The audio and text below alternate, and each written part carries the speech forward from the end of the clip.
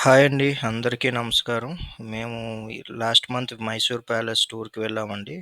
ఈ వీడియోలో మేము మైసూర్ ప్యాలెస్ చూపించబోతున్నాం మీ అందరికీ.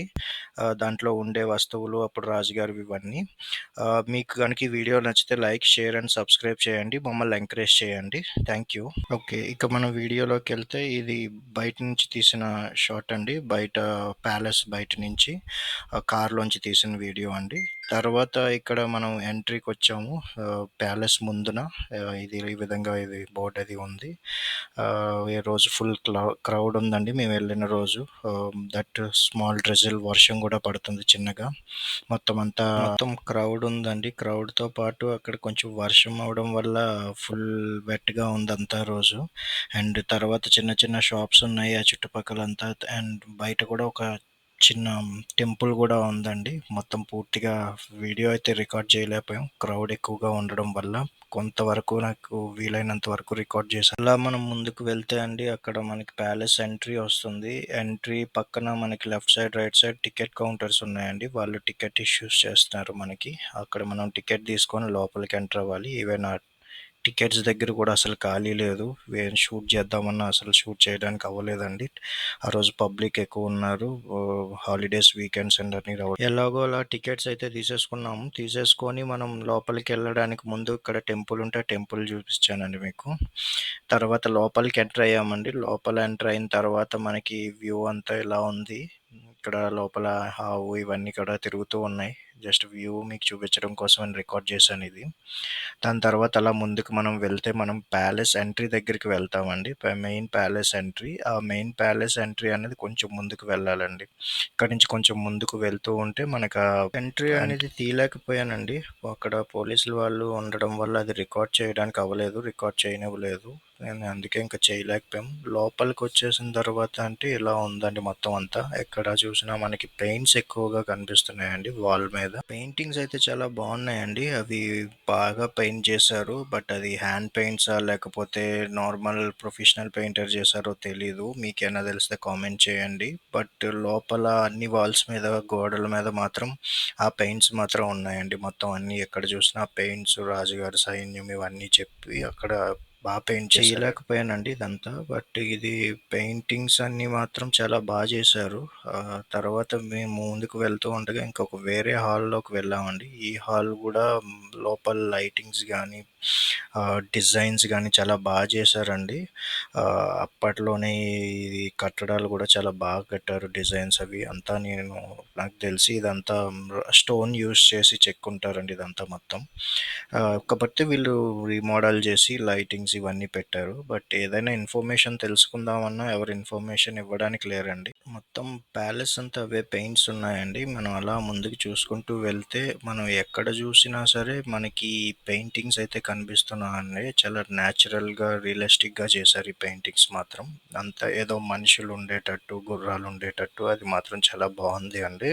అవి చూసుకొని అలా ముందుకు వెళ్తే మనకి ఫోటోస్ కనిపిస్తున్నాయండి. వాళ్ళ రాజుగారి ఫ్యామిలీవి, వాళ్ళ ఏన్షియంట్ పూర్వీకులవి ఇవన్నీ ఫోటోస్ అయితే ఇందులో గ్యాలరీ పెట్టారండి. ఈ గ్యాలరీలో మొత్తం ఫోటోస్ ఉన్నాయి. Black and white photos, colour photos, different different photos అయితే ఇక్కడ చూడడానికి టు బీ ఫ్రాంక్ ఫోటోల్లో ఉన్నోళ్ళు ఎవరో అయితే నాకు తెలియదండి. మీకెవరికైనా తెలిస్తే కొంచెం కామెంట్ సెషన్‌లో కామెంట్ పెట్టండి. నేను గూడా తెలుసుకుంటాను.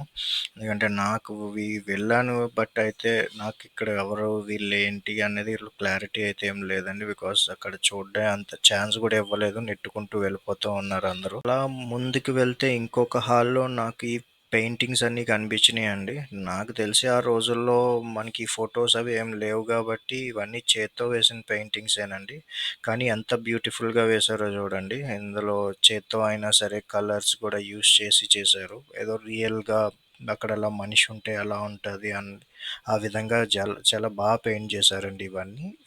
ఇవన్నీ కూడా డిస్‌ప్లేలో పెట్టారండి అక్కడ అందరి కొంచెం ముందుకెళ్తే అండి మనకి ఇక్కడ సిల్వర్ ఐటెమ్స్ వాళ్ళు యూజ్ చేసే ఐటెమ్స్ అవన్నీ ఇక్కడ మనకి డిస్‌ప్లేలో పెట్టారు. కొన్ని ఏమో సిల్వర్‌తో ఉన్నాయి. కొన్నేమో వుడ్‌తో చేసినవి, చెక్కతో చేసినవి ఉన్నాయండి.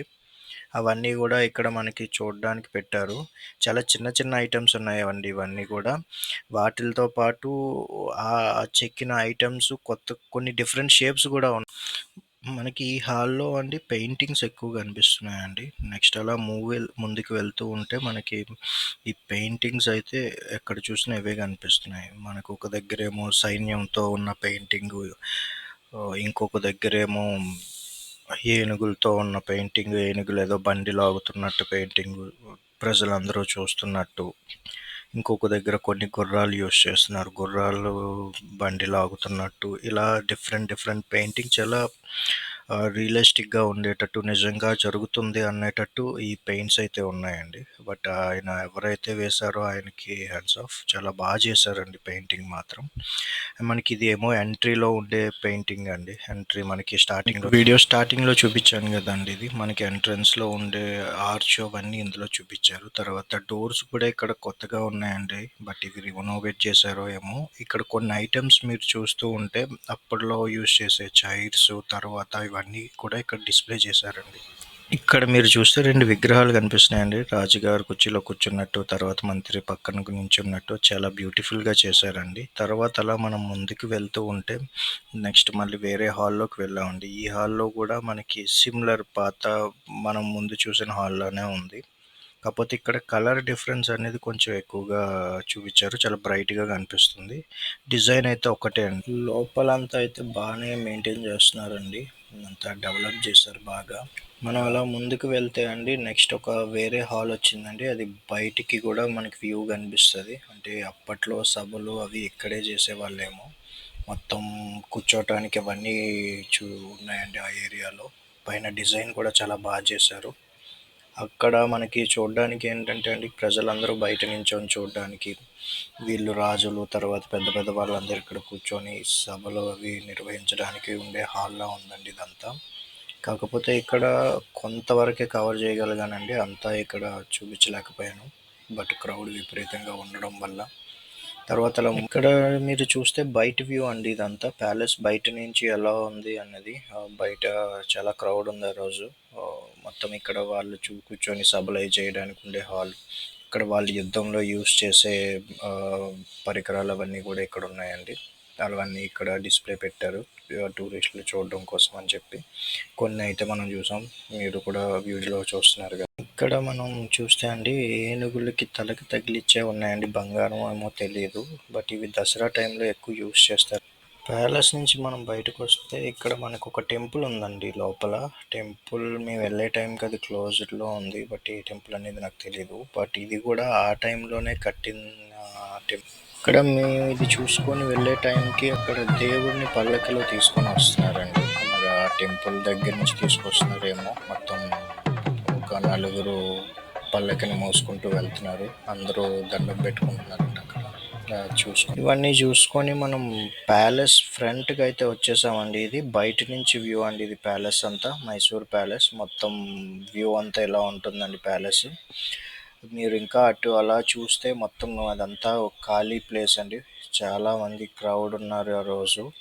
ఈవెన్ కొంచెం వర్షం కూడా పడింది. ఇదండి మొత్తం మైసూర్ ప్యాలెస్ టూరు. మీకు నచ్చిందని అనుకుంటున్నా. మీకు నచ్చితే మా ఛానల్‌కి లైక్, షేర్, సబ్స్క్రైబ్ చేయండి. మమ్మల్ని ఎంకరేజ్ చేయండి. Thank you.